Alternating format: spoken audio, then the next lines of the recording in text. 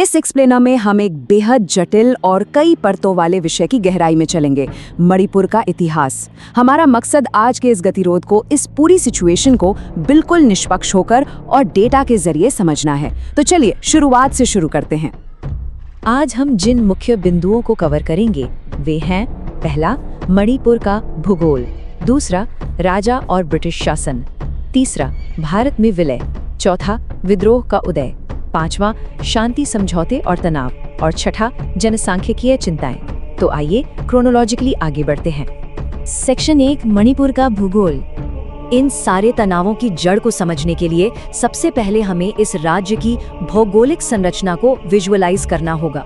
जरा सोचिए, ये बिल्कुल एक बड़े से फुटबॉल स्टेडियम की तरह है।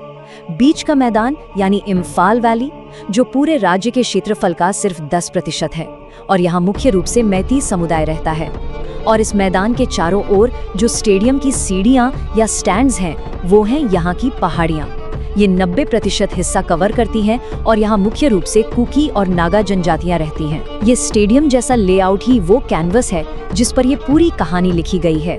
सेक्शन 2, राजा और ब्रिटिश शासन। अब भूगोल के बाद जरा इतिहास के पन्नों को पलटते हैं, और यहाँ सत्ता में बदलाव की जो गति है ना, वो सच में हैरान करने वाली है।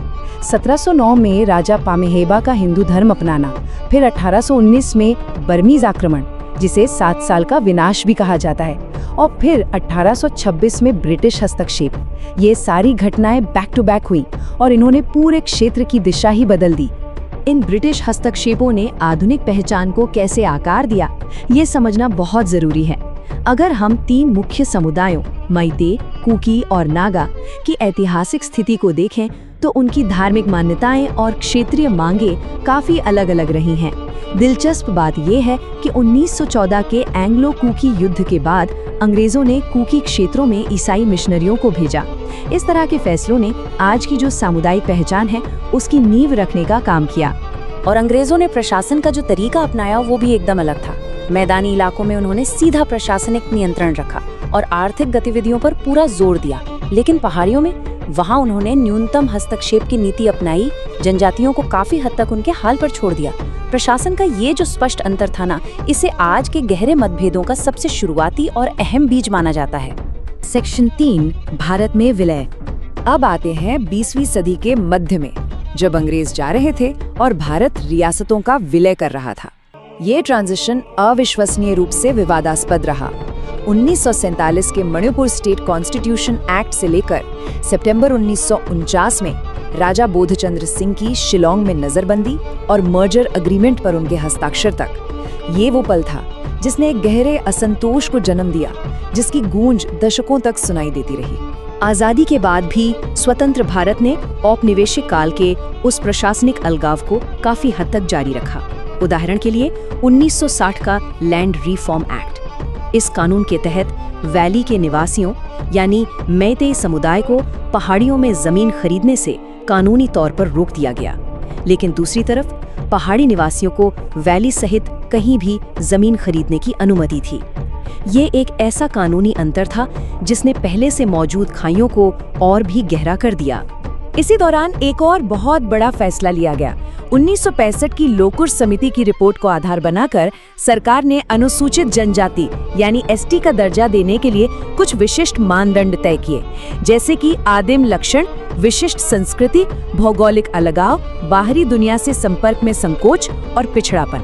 रिपोर्ट के पृष्ठ 24 और 26 में इन मानदंडों का स्पष्ट उल्लेख है। अब इन मानदंडों का परिणाम क्या हुआ, ये बहुत ही अहम है। कुकी और नागाओं ने अपना एसटी दर्जा बरकरार रखा, लेकिन मैतेई समुदाय को एससी या ओबीसी श्रेणी में डाल दिया गया। मैतेई समुदाय का तर्क है कि वे सिर्फ उस आदिवासी दर्जे को वापस पाने की मांग कर रहे हैं जो इस पुनर्वर्गीकरण से पहले उनके पास था। सेक्शन 4, विद्रोह का उदय।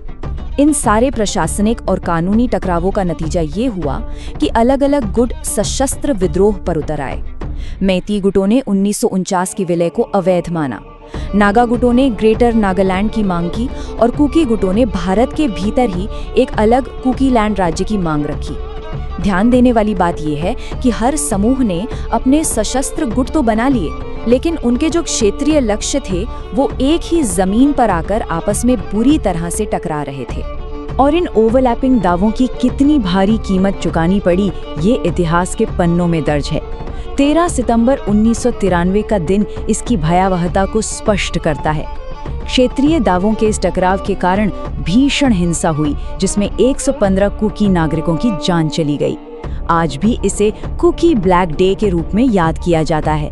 ये इस बात का सबूत है कि जब नक्शे और दावे आपस में टकराते हैं तो जमीनी हकीकत कितनी खौफनाक हो सकती है।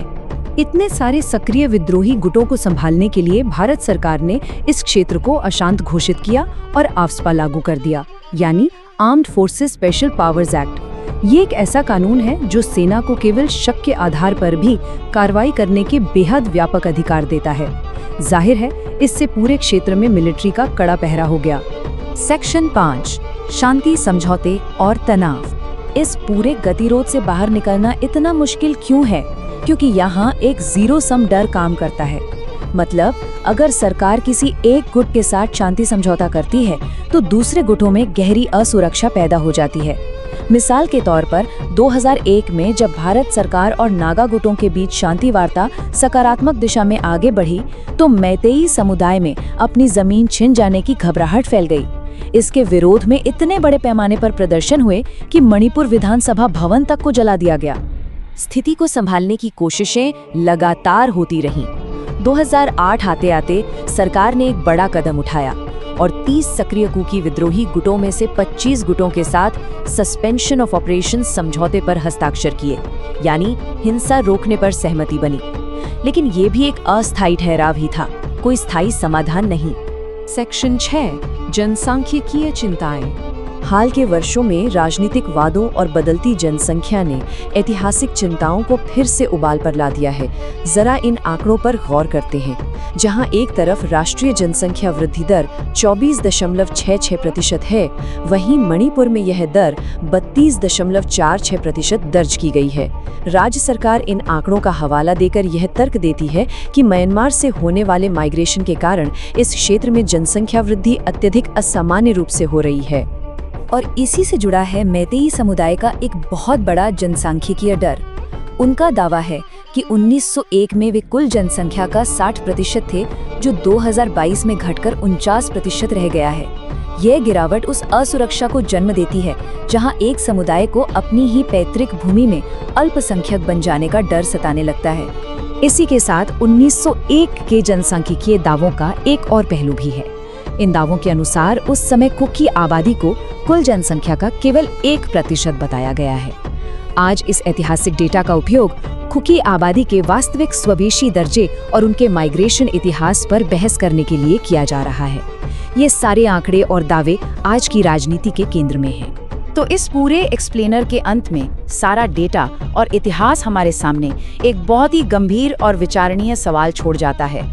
इतने अधिक ओवरलैप होने वाले ऐतिहासिक दावों, गहराई तक बैठे हुए भौगोलिक विभाजनों और बढ़ती जनसांख्यिकीय चिंताओं के बीच क्या वास्तव में इस तरह के जटिल गतिरोध का कोई स्थायी और शांतिपूर्ण समाधान संभव है? सोचने वाली बात है।